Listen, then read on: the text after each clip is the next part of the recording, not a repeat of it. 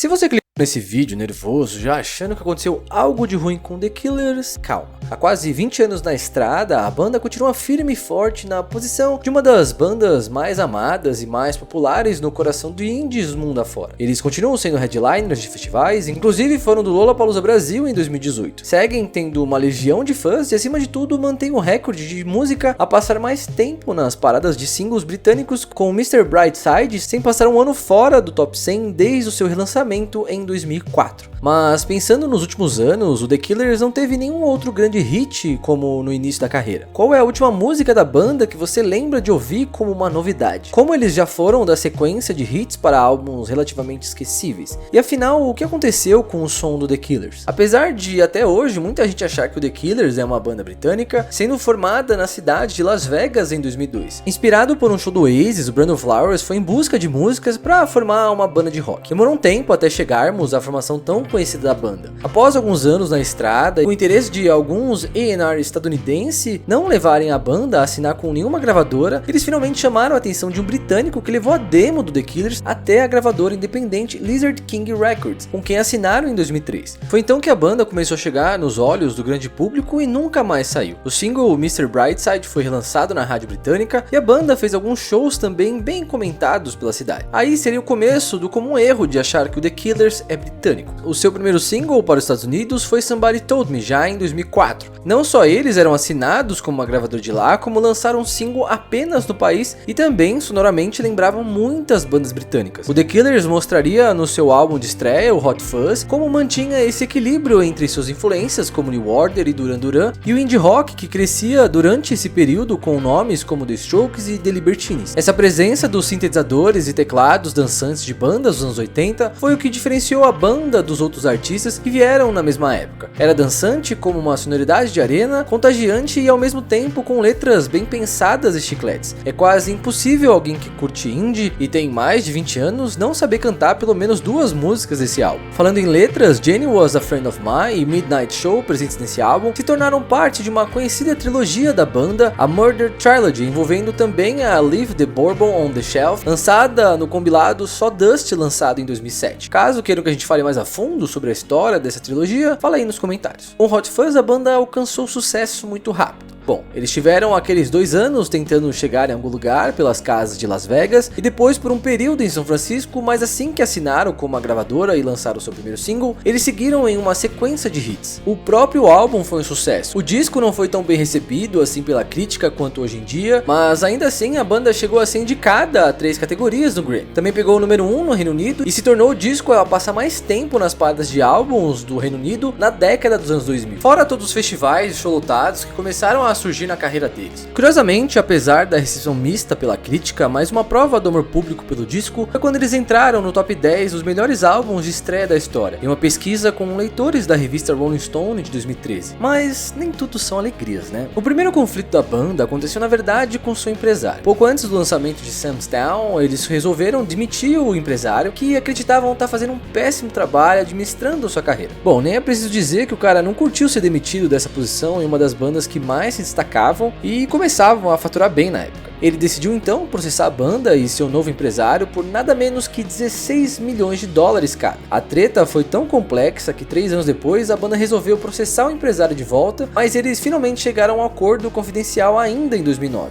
Isso tudo criou uma certa pressão para o que viria a seguir. Afinal, com tanto sucesso logo de cara, a banda conseguiria manter seu sucesso, mas isso não impactou muito a confiança da banda depois de tantas conquistas, com Brandon chegando a falar que sentia que seu novo álbum seria um dos mais importantes dos 20 anos, mas nem todo mundo concordou com isso. Eles lançaram o Sam's Town em 2006 pela gravadora Island Def Jam Records e foram recebidos por reviews até que majoritariamente positivas. Apesar das críticas, como algumas especialmente cruéis por parte da Rolling Stone e do New York Times, muitos consideraram esse álbum uma boa evolução do Hot Fuzz, ainda mais com o tom de rock de artistas como Bruce Springsteen e menos do dance pop do primeiro disco. Eles seguiram agradando e irritando muitos. Aqueles que chamavam a banda de pretensiosa não não só pelas letras e tentativa de grandiosidade sonoramente falando, mas também pelas falas do vocalista que acreditava que a banda realmente era incrível. Era quase como se a grandiosidade proposta pela banda acabasse tomando um tom cômico para algum. Mas gostando ou não, esse foi mais um sucesso do grupo. O álbum rendeu mais um número 1 para o grupo no Reino Unido e a posição de número 2 no charts americano. Eles ganharam mais indicações para o Grammy e ganharam o Brit Awards, além de outros prêmios. Também surgiram muitos hits que são clássicos da banda até hoje, como Read My Mind, For Reasons Unknown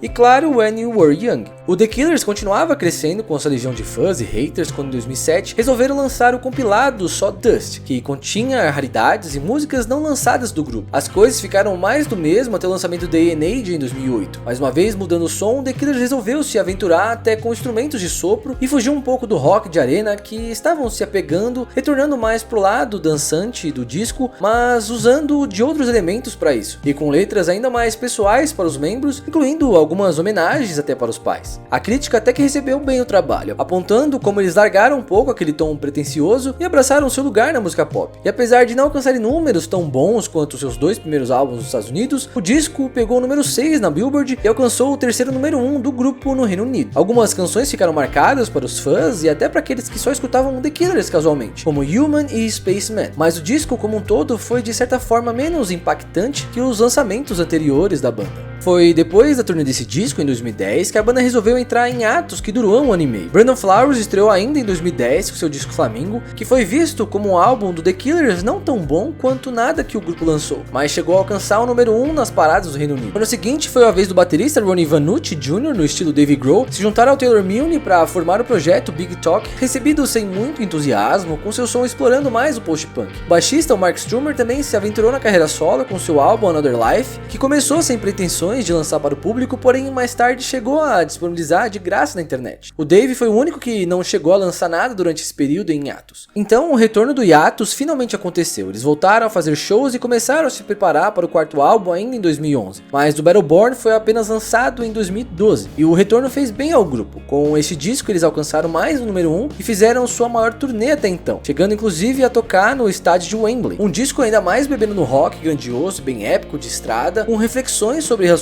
em diferentes níveis e o caos e empecilhos que muitas vezes o cercam em canções como o hit Runway. A sequência desse disco com o single Short at Night, o compilado das melhores da carreira Direct Hits lançados em 2013, foi relativamente tranquila para a banda. Também tiveram mais lançamentos solo, o Brandon lançando o aclamado The Desire Effect em 2015, com referências aos anos 80 em todos os seus elementos, da capa, aos clipes, à estética do Brandon e ao som. No mesmo ano, Ronnie voltou com mais um disco pelo Big Talk, o Straight in No Kissing, e em 2016 o Mark lançou mais um trabalho, o cinematográfico Dark Heights. Mas e o Dave? Nada ainda. O quinto álbum, Wonderful Wonderful, foi lançado em 2017, liderado pelos comentários sobre masculinidade do single The Man. Foi o primeiro número 1 do grupo na Billboard 200 e também garantiu seu quinto número 1 no Reino Unido, se tornando a primeira banda internacional a alcançar essa marca. Apesar desse sucesso comercial, o disco é um grande resgate de todos os elementos que a banda já havia testado antes. O rock grandioso, o dance pop, algumas que mais lembram suas raízes indies, etc. Dessa vez ainda veio acompanhado com aquele discurso de que a banda queria amadurecer seu som e etc.